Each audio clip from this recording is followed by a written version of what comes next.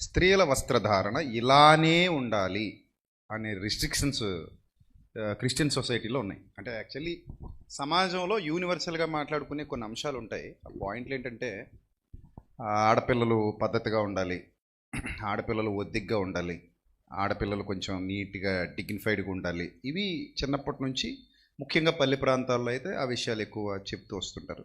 అంటే వాళ్ళు చెప్పడానికి ఒక బెస్ట్ రీజన్ కూడా ఉంది. అంటే మీరు ఇష్టం వచ్చినట్టుగా డ్రెస్ కల్చర్ ఉంటే, అది కొంచెం ఎక్స్పోజ్ చేసే విధంగా ఉంటే కనుక బయట రేప్స్ అవి జరుగుతున్నాయి, బాగాలేదు పద్ధతులు. సో ఇవి కూడా 1% కారణం అన్నట్టు చూపిస్తున్నారు కనుక మీరు అలా ఉండొద్దని చెప్పే పరిస్థితులు అయితే ఉన్నాయి. ముఖ్యంగా క్రిస్టియన్ సొసైటీలో డ్రెస్ కోడ్ గురించి మీ అభిప్రాయం ఏంటి? అసలు చాలామంది డ్రెస్ గురించి అంటే ఇంకా చిన్నదాన్ని పెద్దదాన్ని అని కాకుండా ప్రతి ఒక్కరిని తక్కువ చేయటం, ఇలా లేకపోతే మీరు పాపులు అన్నట్టు చిత్రీకరించడం. ఒకవేళ ఎవరైనా స్కూల్కి వెళ్ళే పిల్లలు ఏమైనా ఒకవేళ మోడర్న్గా తయారైతే, మోడర్న్ అంటే ఐ మీన్ మరి వల్గర్ అని కాదు, వాళ్ళ లిమిట్స్ క్రాస్ చేయకుండా కొంచెం ఏదైనా జీన్ ప్యాంట్ కానీ, అదేంటంటారు పైన వేసుకుంటారు జీన్ ప్యాంట్ పైన టాప్, పంజాబీ టాప్లా ఉంటుంది కదా, సల్వార్స్ కానీ ఇలాంటివి వేసుకుంటే ఇది తప్పిది, ఇలా ఉండకూడదు అన్నట్టు వ్యవహరించడం కానీ ఇలాంటివి ఉన్నాయి. దాని మీద మనం ఏం చెప్పాలనేది మీ అభిప్రాయం ఏంటి? క్వశ్చన్ అడుగుతున్నారు. అకార్డింగ్ టు ద బైబిల్ మీరు కూడా చెప్పండి. ప్రభువు కప్పింది కప్పుకోవాలి.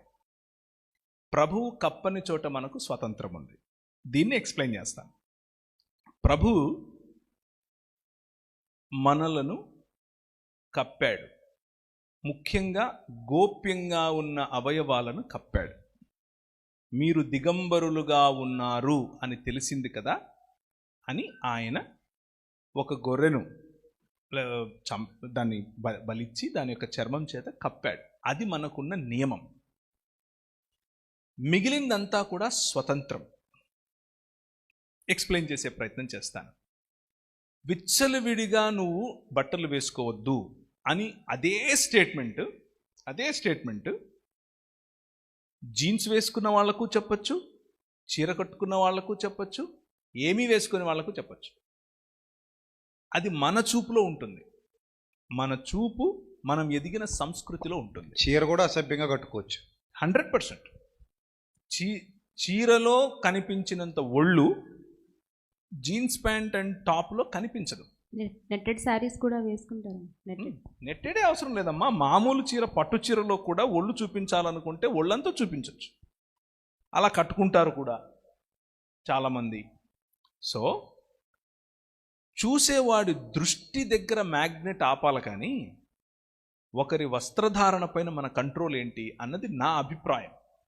నాకు బైబిల్లో నుంచి ఇదే అర్థమైంది. దానికి ఉదాహరణ దానికి ఒక ఎక్స్టెన్షన్ చెప్తాను. మీరు ఇంతవరకు చెప్పారు గ్రామాల్లో అంటే రేపులు జరిగేదానికి కారణం బహుశా 1% ఇది కూడా అయి ఉండొచ్చు అని. 6 ఏళ్ళ అమ్మాయి ఏ చీర కట్టుకుందని రేపు చేసాడు వీడు? 65 ఏళ్ళ ముసలామె ఏ జీన్స్ ప్యాంట్ కట్టుకుందని రేపు చేస్తారు? అవును. తేడా ఉందా వీళ్ళకి? 6 ఏళ్లకు 65 ఏళ్లకు తేడా లేదు వీళ్ళకి. అది మృగం. మైండ్ పొల్యూట్ అయిపోయిందండి. మృగం, పశుప్రాయం. పశువులాగా బతికేవాడికి 6 నెలల అమ్మాయిలోను 60 ఏళ్ళ అమ్మాయిలు, 60 ఏళ్ళ ముసలావిళ్ళలోను, లేకపోతే 65 ఏళ్ళ ముసలావిళ్ళలోను తేడా కనిపించదు. అది వాడి బుద్ధికి ఉన్నటువంటి పతన స్థితి, వైకల్యం.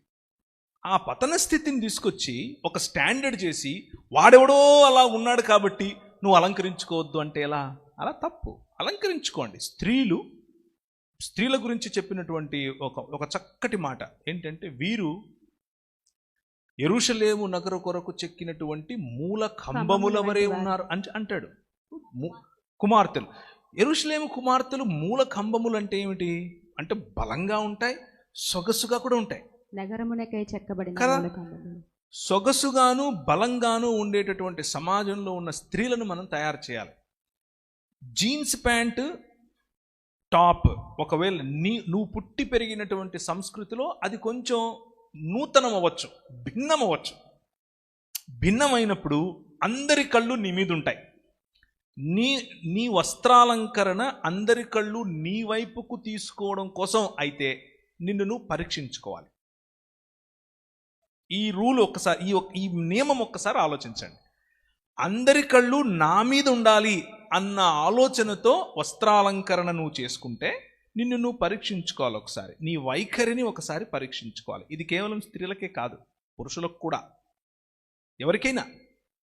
అలాగే నా భర్తకు నేను అందంగా కనిపించాలి అన్న వైఖరితో నువ్వు వస్త్రాలంకరణ చేసుకోవడంలో ఏ తప్పు లేదు. అలా చేసుకోవాలి. నీ భర్తకు నువ్వు అందంగా కనిపించకుండా సింపిరిగా ఇంట్లో ఉంటూ బయటకు వెళ్ళేటప్పుడు ఓ పూసేసుకుని వెళ్ళావనుకో, ఏం కమ్యూనికేట్ చేస్తున్నావు నీ భర్తకి? అనుమానాలు. He is not important. నువ్వు కాదు నాకు ప్రధానం, మిగిలిన వాళ్ళందరూ నన్ను చూడాలి, అది నా ప్రాధాన్యత అని చెప్తున్నావు. అక్కడ వైఖరిని మార్చుకోవాలి. కానీ అలాగని చెప్పి ఫ్యాషనబుల్ డ్రెస్, ఉదాహరణకు అమ్మాయిలు ముఖ్యంగా దాన్ని ఏమంటారు, పరిపక్వమైనటువంటి ఆలోచన విధానంలోనికి ఇంకా రాకుండా అప్పుడప్పుడే ఎదుగుతున్నటువంటి అమ్మాయిలు, అడాలసెంట్స్, టీనేజ్ దాటిన తర్వాత 17 to 24, 25, వాళ్లకు అప్పుడు ఇంకా ఆ మెచ్యూరిటీ అనేది ఫామ్ అవుతోంది మైండ్లో. అలాంటి వాళ్ళను నువ్వు ఇదే చెయ్యి అని ఒత్తిడి పెట్టడం వల్ల రెబెలియన్ వస్తుంది.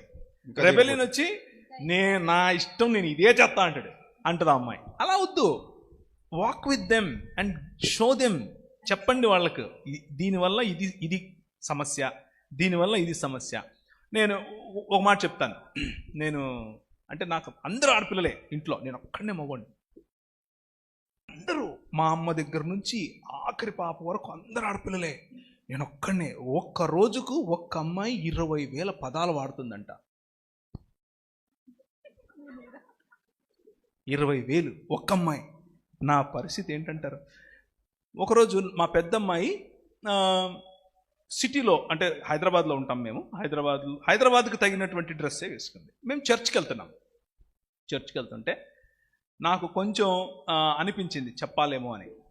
ఎలా చెప్పాలి అని కూర్చొని కొంచెంసేపు ఆలోచించి ఓకే అని దగ్గరికి వెళ్ళి ఆ అమ్మాయిని దగ్గర తీసుకొని, యూ లుక్ బ్యూటిఫుల్ టుడే అని చెప్పా.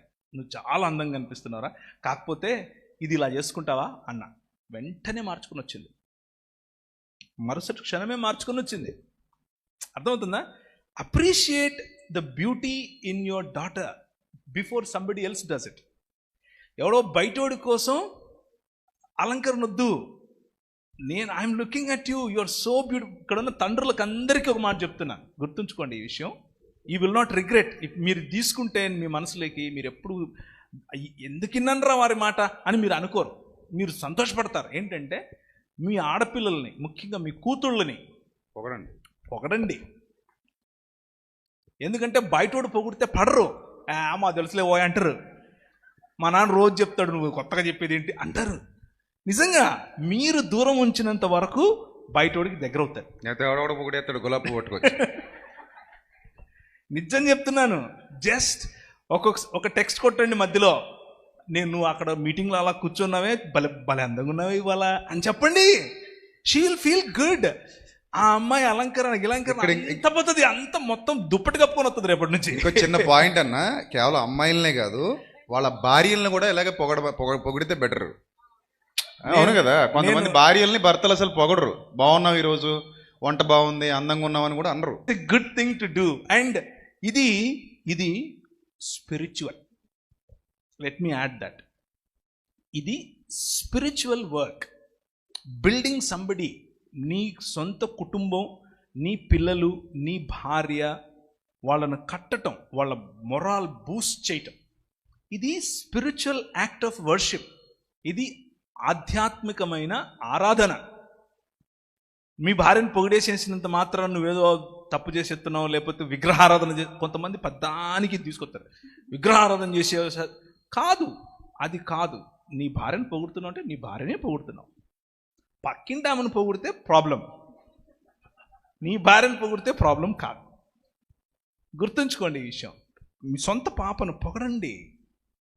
Appreciate their beauty, look into them. వాళ్ళలో ఉన్న టాలెంట్స్ గుర్తించండి. మన పిల్లల టాలెంట్స్ మనం గుర్తించకపోతే ఎవడో చెందుకు గుర్తిస్తాడండి, మనమే చేయాలి. సో డ్రెస్సుకు ఆధ్యాత్మికతకు సంబంధం లేదు.